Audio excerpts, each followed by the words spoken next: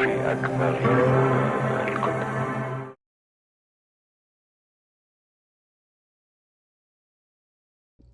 Hello everyone and welcome to your weekly dose of truth tarot. We're going to work with the Rohig tarot this week, and it's for the week of February 27th to March 5th. So we're transitioning into a new month and we're getting closer and closer to spring. So let's pull one card and see what spring is going to bring.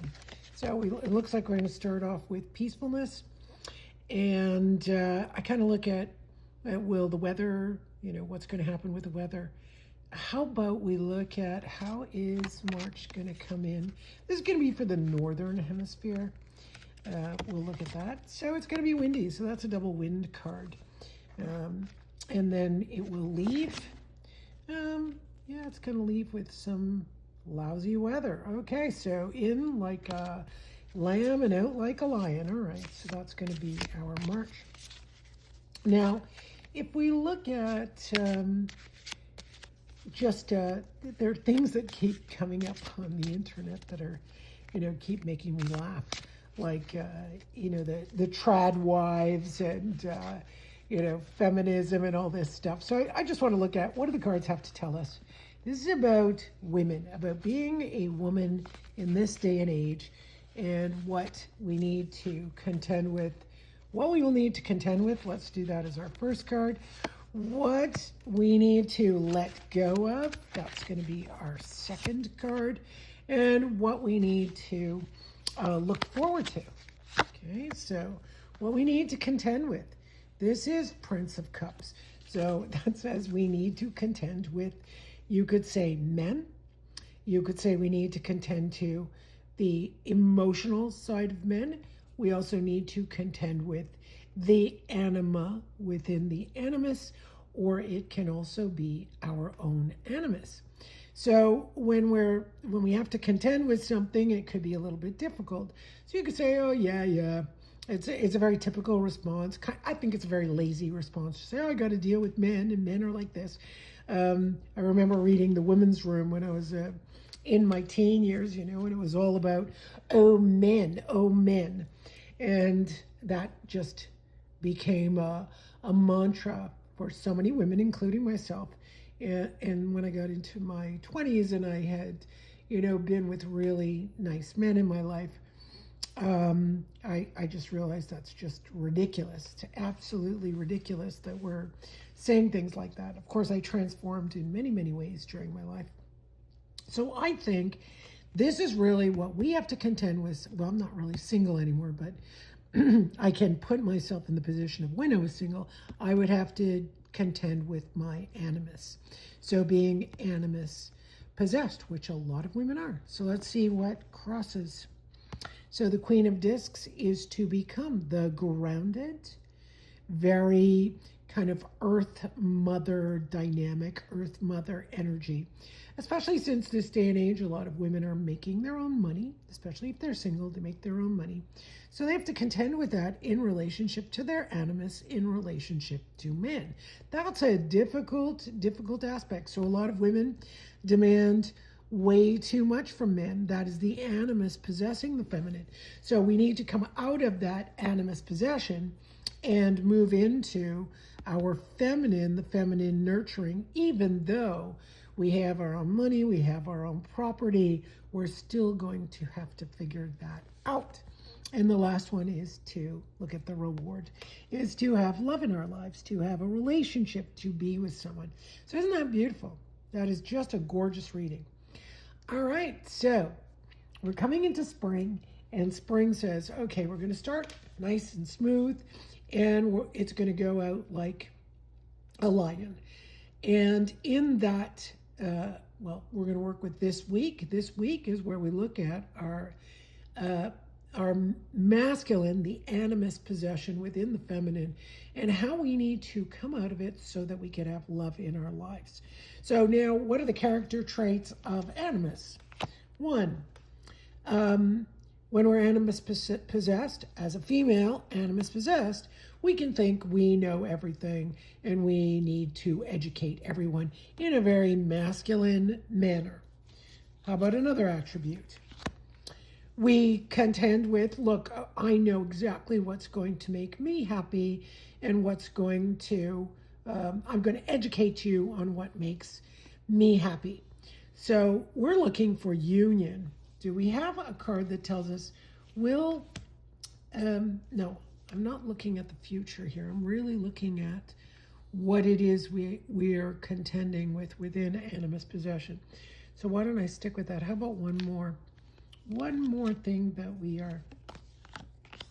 So this tells us that we can set fire to things a little bit too abruptly, and we need to have caution, right? So what we think makes us happy, we do need to be careful of. Okay, so when we're animus possessed, we can overdo these things. And does it give us a little resolution? Will it give us some resolution here?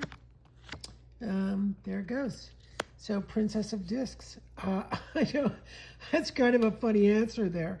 This is kind of going back and let's say you're giving birth to yourself in a new way as the feminine, or time to become a mom. And get married, have that union, and become a mom.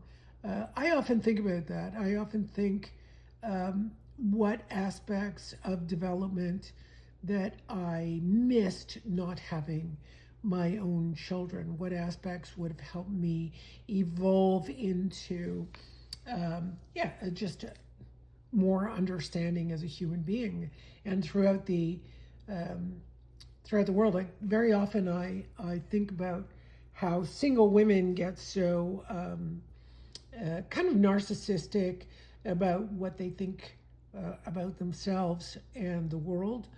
And I include myself in this, not anymore as much, but I do have remnants of those attitudes that come from being single, that come from having a more dominant animus, that I still look at discovering what aspects of myself need to be questioned so that I can become more fully in my feminine, integrate my animus, and have a better and better relationship with my partner. Yeah. So I think about these things quite often. And when I think about, not having had a child and what it would have been like to have a child, because I just see this immature part of myself that looks towards animals, that, my little bird that I have. So I kind of infantilize the little bird. And as I age, which is really, really interesting, this aging process, this is all new to me. I was not so like, okay, I love my bird, but that's one thing, and I could, feel kind of separate from it. But as I age, I am more and more inclined to treat my bird as a child and think about getting other animals. And I thought, that's never going to happen to me. Never. But now it's starting to happen. So I keep thinking, what is that about? Is that the part that needs to live out this aspect of having a child in life? So I find that very interesting that this came up, where we do need to find a way to have a child, where we do need to give birth to ourselves, and it's going to depend on the individual's age, right? So here I am going towards 66. It's having a child is not going to be possible.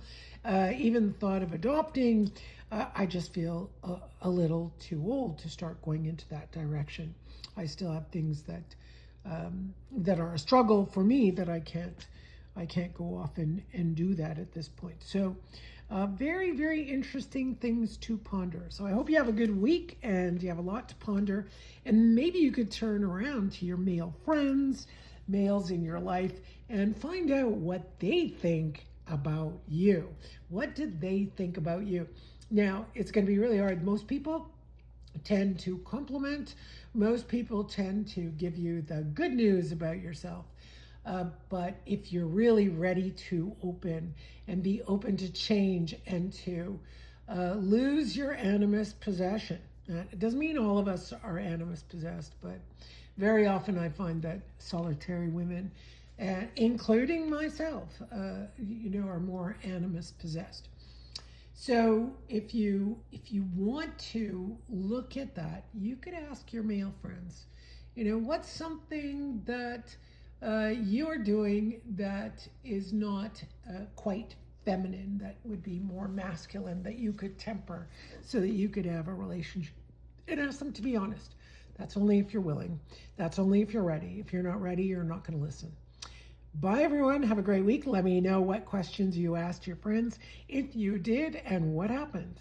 Bye.